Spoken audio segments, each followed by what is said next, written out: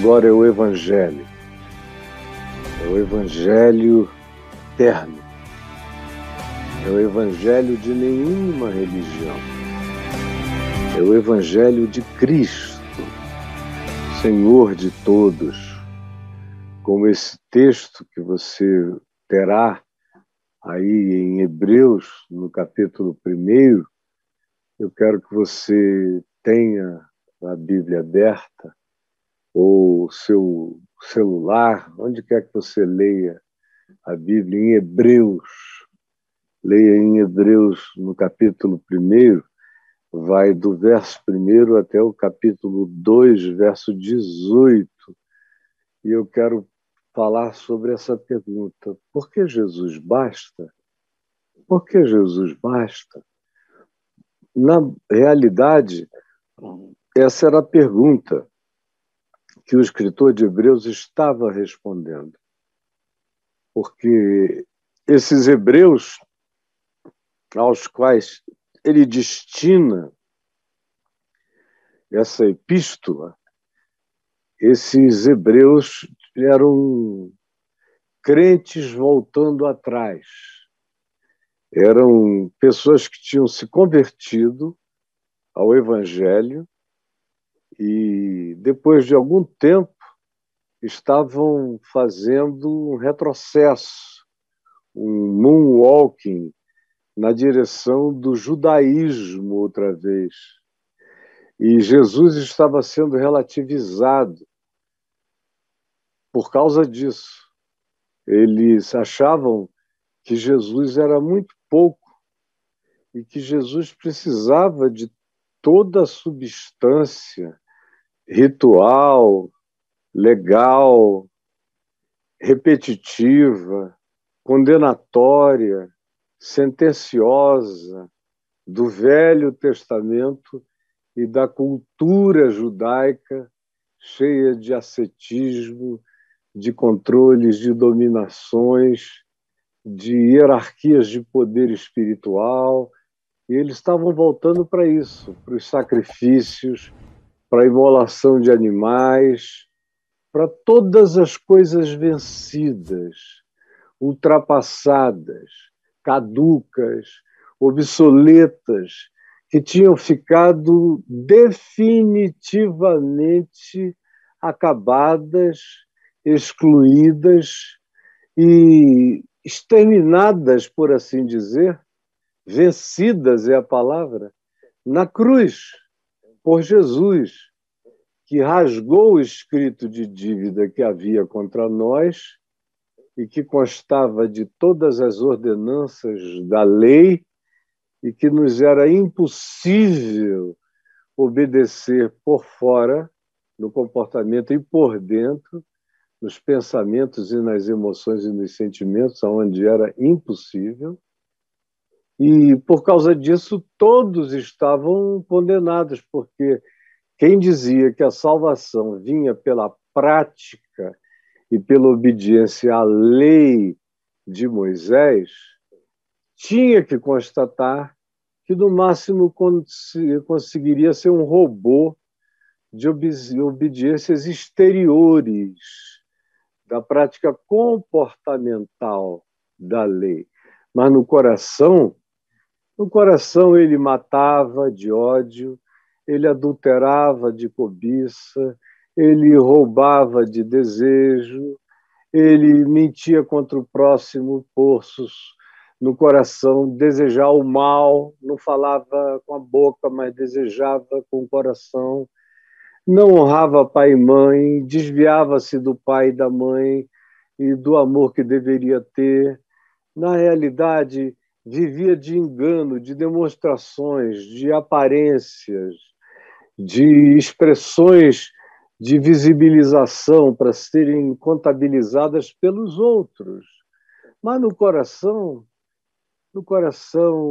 a cobiça dominava, o desejo, a lascívia, o adultério, a prostituição, o desrespeito, a mentira, a irreverência, a omissão, a fuga, o engano.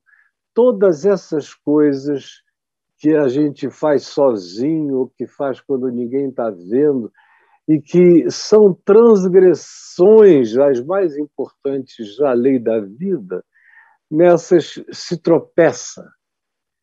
E não há nenhum de nós que possa dizer: eu não tenho nenhum pecado na minha vida.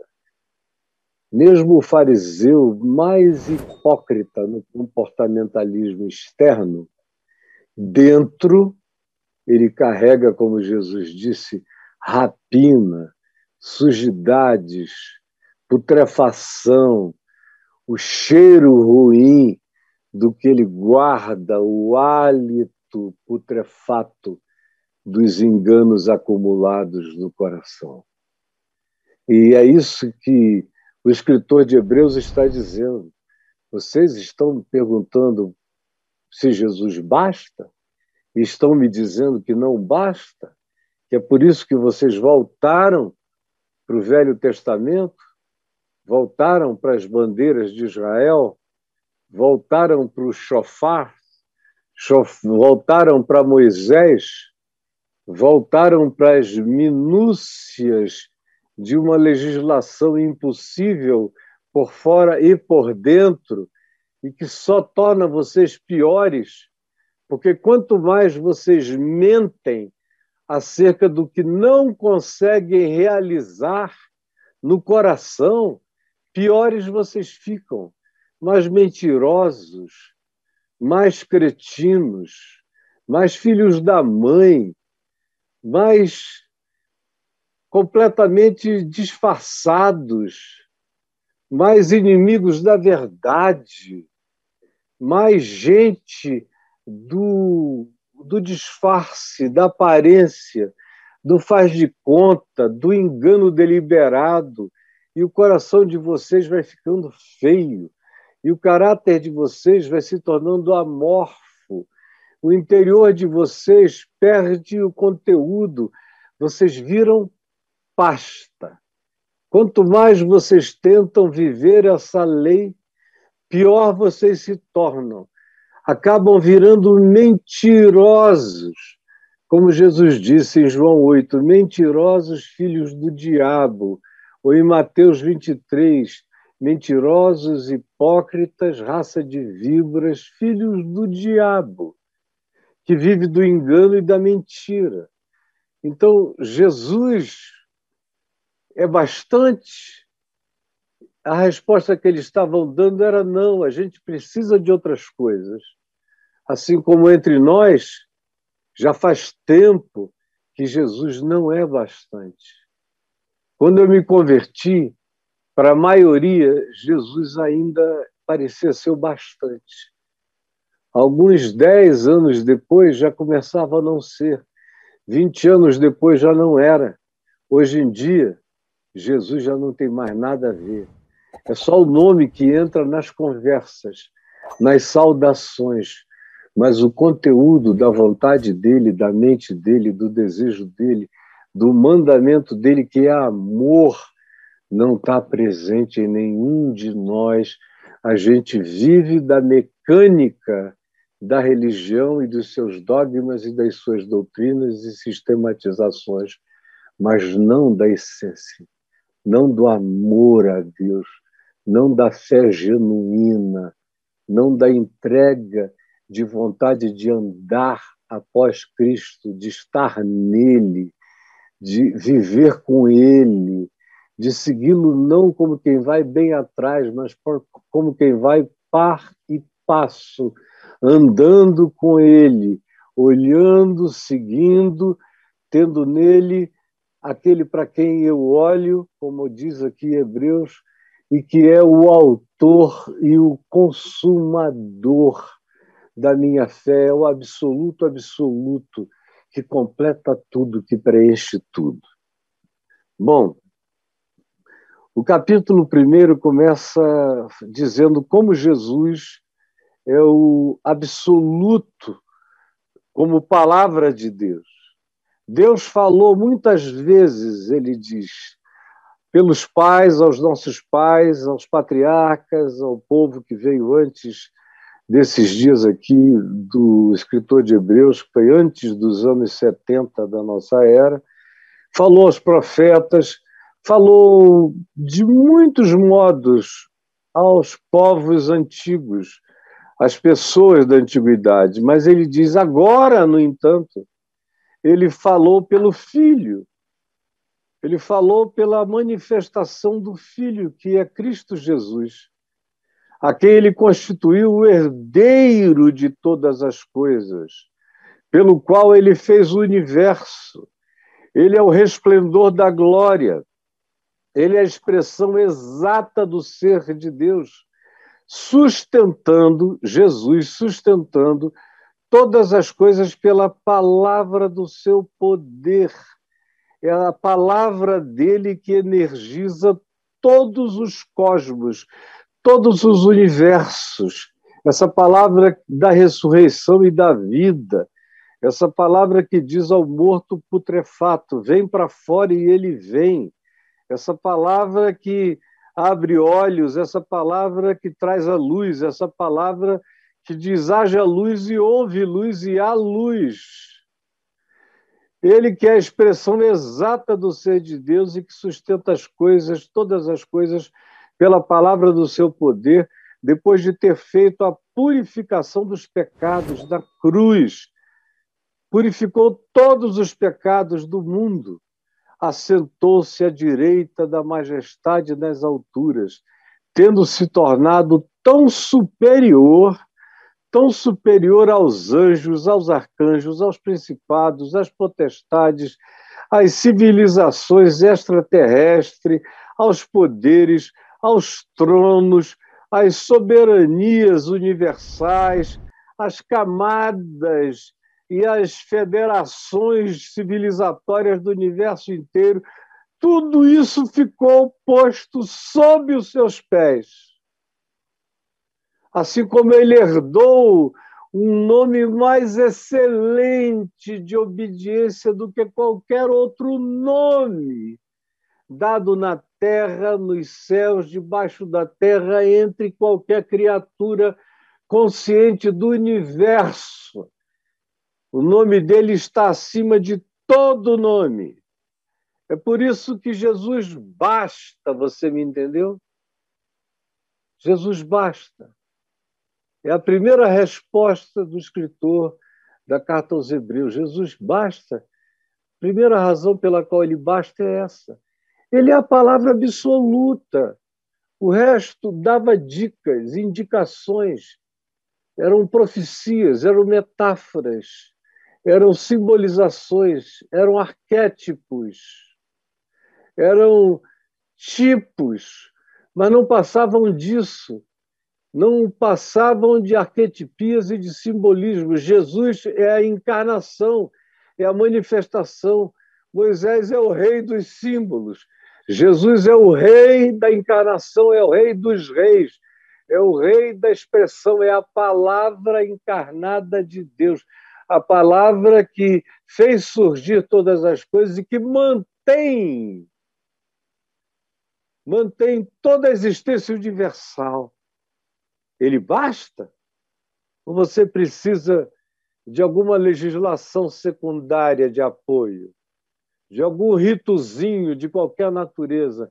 Ele basta ou ele não basta? Me responda. Aí o escritor de Hebreus diz que além ele basta por todas as razões, e essa primeira aqui já deveria excluir todas as demais. Ele basta por causa disso. Já não é bastante? Me responda, se é ou não é. Mas o escritor de Hebreus ainda vem e acrescenta outras razões. Ele dá uma outra razão e diz que ele basta porque ele é maior do que os anjos. O verso 14, os versos de 1 a 14 nos dizem isso. A qual dos anjos jamais ele disse, tu és meu filho, eu hoje te gerei. Ou eu lhe serei pai e ele me será filho. Ele disse isso para Gabriel, para Miguel, para Uriel, para qualquer dos arcanjos que você queira nomear, ou que sejam nomeados na cultura judaica. Não, a nenhum deles. Os anjos são servos dessa grande salvação, cujo cetro de equidade está nas mãos de Cristo. Foi por isso que ele foi ungido com óleo de alegria acima de todas as outras criaturas universais. E até o verso 14, é isso que vem sendo dito e repetido, dizendo ele está acima dos anjos. Vocês querem o quê? Culto a anjos, poder de anjos, visão de anjos, manifestação de anjos?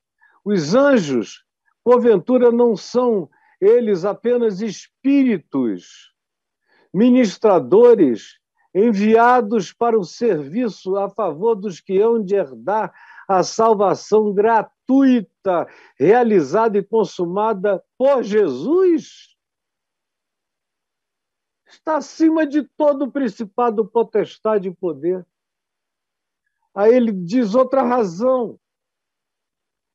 Ele diz, porque ele tem testemunhos que ninguém mais tem igual ao dele. Como escaparemos nós, diz o capítulo 2, verso 3, se negligenciarmos tão grande salvação, a qual tem sido anunciada inicialmente por Jesus, pelo Senhor, e foi-nos depois confirmada pelos que a ouviram e viram e conversaram, estiveram com ele ressuscitado de entre os mortos durante 40 dias, ensinando a eles o reino de Deus, eles que com ele já tinham convivido 3 anos e meio.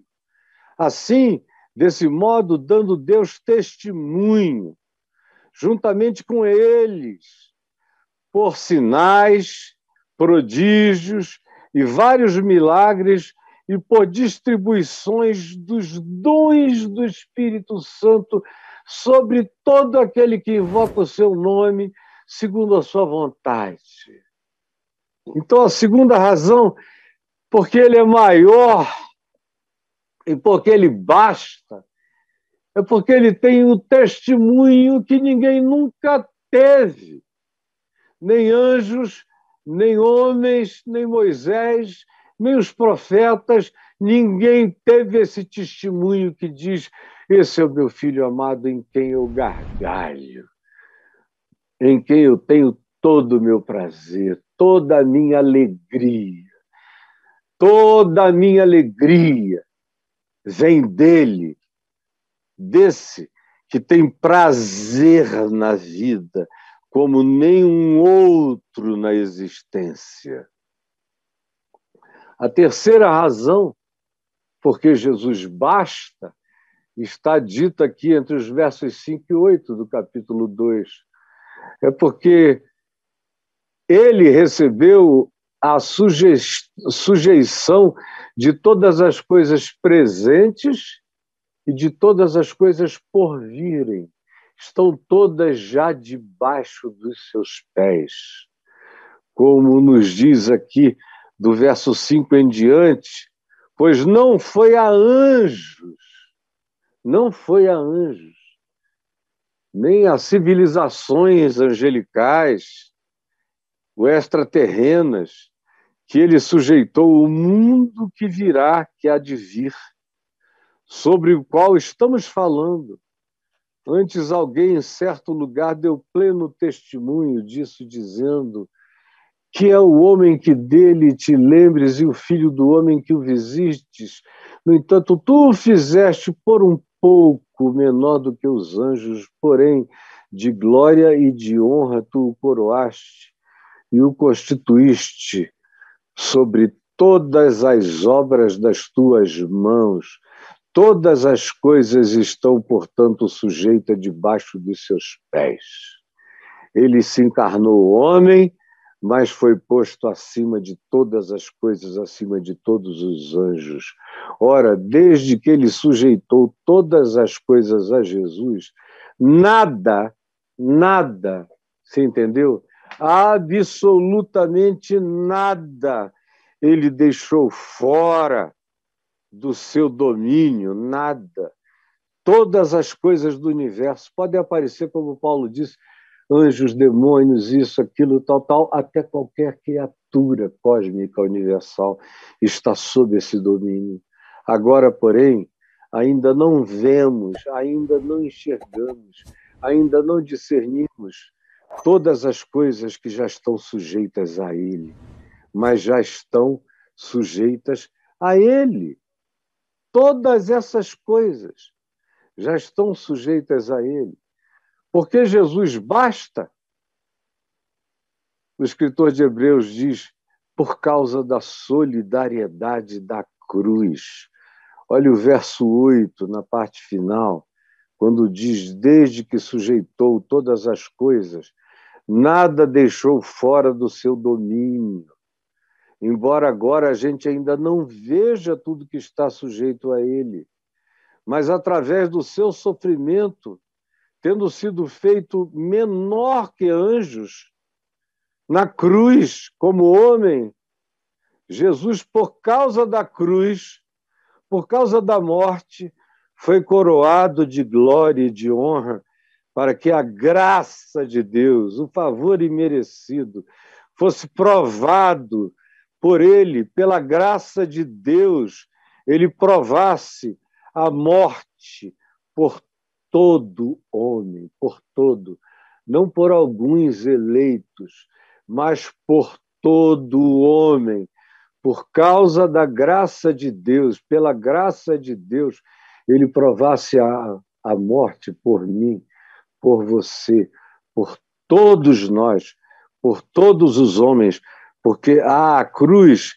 todas as coisas foram sujeitas, conforme ele afirma no verso 13. Eu porei nele a minha confiança. E ainda ele diz, eis aqui estou eu, meu Pai, com os filhos que tu me deste. E o Pai diz, eu colocarei sobre ele a minha confiança. Está consumado, o que ele fez está garantido, está feito e não será desfeito jamais. Outra razão que o escritor de Hebreus diz para afirmar que Jesus basta é a vitória dele sobre o diabo, conforme está dito dos versos 14 e 15 desse capítulo 2, que eu quero que você leia comigo.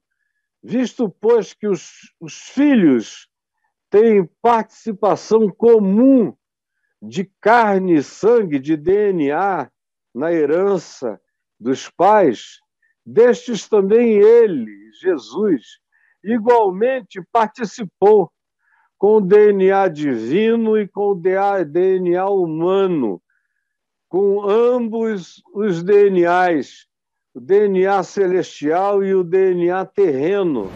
Ele participou, ele encarnou, ele foi à cruz, ele provou todas as dimensões, para que por sua morte destruísse todas as forças do mal em todas as dimensões, especialmente aquele que ficou com as chaves da morte e do inferno, o diabo, destruísse aquele que tem o poder da morte, a saber, o diabo, e tomasse esse poder das mãos dele, e livrasse assim, preste atenção, todos que, pelo pavor da morte, pela fobia da morte, pelo medo de morrer, pela incerteza do que viria, viviam angustiados numa contagem regressiva, aflita a vida inteira, com medo de morrer e querendo fazer, provar, até que se estouram todos, sem saber que a vida deles não passou de pulsão fóbica, angustiada, mas quando a gente crê em Jesus, ele tira a fobia da morte, porque a gente fica sabendo que ele destruiu aquele que tem o poder da morte, e a gente fica sabendo que a morte agora já não mata, ela virou só uma porta dimensional. Morte e vida são bênçãos, são a mesma coisa. A vida me deixa ainda nessa dimensão, carregando a vida eterna no coração.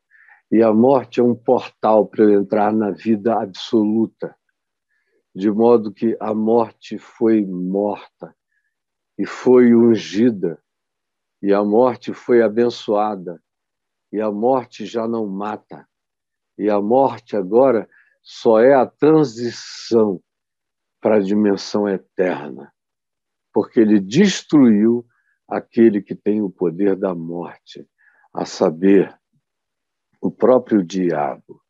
Jesus basta. Aí ele dá mais uma razão. E depois aqui, durante a epístola toda, ele vai dando mais razões, mais razões, mais razões, mas eu ficaria para sempre aqui. Então eu quero concluir por hoje só dizendo que a cruz basta por causa da exclusividade do socorro que ele determinou que vem aos homens exclusivamente por Cristo, pelo Cristo de Deus que se manifesta em favor, pela graça de Deus, em favor de todos os homens, porque ele morreu e a cruz foi em favor de todos os homens, e a sua misericórdia é sobre todos os homens, como dizem os versos de 16 a 18, aqui em Hebreus 2, quando se afirma: pois ele, evidentemente, não socorre a anjos, mas socorre a homens, a descendência de Abraão, aos que têm fé, aos que se aproximam dele com temor e tremor, ou mesmo aqueles que, não sabendo dele, se curvam diante do que não sabem, mas com o coração quebrantado. Por isso mesmo, convinha que em todas as coisas ele se tornasse semelhante a mim, semelhante a você, semelhante aos irmãos, semelhante aos seres humanos, para ser misericordioso e fiel, sumo sacerdote nas coisas referentes à cobertura pelos nossos pecados, à propiciação pelos pecados de todo o povo. De todo o povo. Ele não socorre a anjos, mas socorre a nós, os que estamos sendo tentados todos os dias. Ele é o sumo sacerdote do nosso socorro, da nossa visitação, da presença de Deus conosco. Isso é hoje, isso é agora, isso é para sempre. Tudo isso está na vigência eterna. Basta para todos sempre. Amém. E eu e você não temos que ter dúvida de nada. Está consumado, está feito, está realizado. Não tem diabo nenhum para desfazer. Você pode não tomar posse disso porque não crê. Mas se você crer, se você se apropriar pela fé, a fé é como uma mão que se estende e pega. Se você se apropriar pela fé, trouxer para si e abraçar, se você engolir, comer como alimento para o seu ser, toda a substância dessa consciência de fé, você será habitado por Cristo, pela palavra de Jesus, pelo Espírito de Cristo, pela confiança de Cristo, pela alegria dele em Deus, que será a sua alegria agora em Deus. E você se alegrará como filho, porque ele é o primogênito que te fez herdeiro com ele sobre todas as coisas, e já me pôs, e pôs a ti também, assentado acima de todo trono, de todo principado, de todo poder. Eu estou sentado aqui na minha cadeirinha, essa poltrona que já está comigo há uns 35 anos. Só 15 anos da minha história ministerial não me tiveram sentado nessa cadeira. Mas de 35 anos para cá, ela sempre foi a minha cadeira de trabalho. Mas ela não tem poder nenhum. Ela só está aqui porque eu a mantive. E ela é forte também. Mas, de fato, olha para mim aqui. Eu estou, enquanto estou assentado aqui, de olhos fechados, falando. Eu estou de olhos fechados porque eu sei que eu estou me vendo assentado no colo de Deus, nas regiões celestiais, nas dimensões acima de todas as dimensões. Eu estou sentado, usando uma metáfora, como uma partícula quântica que está aqui, mas ela própria, o seu recíproco, já pode estar em outro lugar da galáxia ou em outra galáxia ou no fim do universo. Eu estou para além do fim do universo. Estou aqui, mas estou sentado acima de todo principado, potestade e poder, assentado em Cristo Jesus, assentado nele, com ele, nas regiões celestes. E você vem me perguntar se Jesus basta? Eu já estou sentado nos céus. Eu não tenho esse é assunto para quem está ainda só aqui, pesquisando, tateando, sem saber de nada, ouvindo todo mundo, seguindo loucuras, insanidades. Graças a Deus, eu ouvi a verdade há 50 anos e criei nela. E a abracei. Nunca mais fui enganado por nada que não fosse evangelho. E quando eu pequei na minha vida pessoal, foi por deliberação própria, foi por pecado meu. E nunca teve nada a ver acerca de negar a Jesus. Não. Eu sempre soube quem ele era e afirmei quem ele era. E da minha boca, nos últimos 50 anos, só saiu verdade acerca de Jesus, mesmo que a verdade fosse contra mim. Eu nunca deixei de estar assentado nos lugares celestes em Cristo Jesus, mesmo quando eu não podia dizer para as pessoas aonde eu estava. Mas eu sabia que em Cristo Jesus eu nunca deixei de estar sentado. E nunca deixei de ser vindicado, validado e afirmado por Ele, como sendo dele em qualquer circunstância e apesar de tudo, e que aquilo era só um momento de insanidade, como foi, e a minha lucidez eterna e celestial, que nunca tinha se afastado de todo de mim, voltou numa plenitude como eu próprio jamais a tinha experimentado antes, porque eu estou posto em Cristo Jesus acima do meu próprio pecado, acima de todo principado e poder. Eu estou na cruz, na ressurreição, na ascensão e na glória de Deus em Cristo. Cristo é o meu representante e eu não só sou representado por ele, mas eu estou nele enquanto sou por ele representado.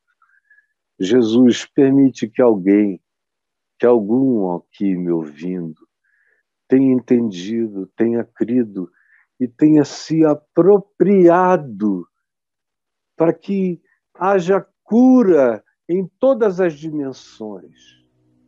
Porque quem crê nisso fica livre de tudo. Fica livre do mal. E aprende qual é a vereda simples da paz e da confiança.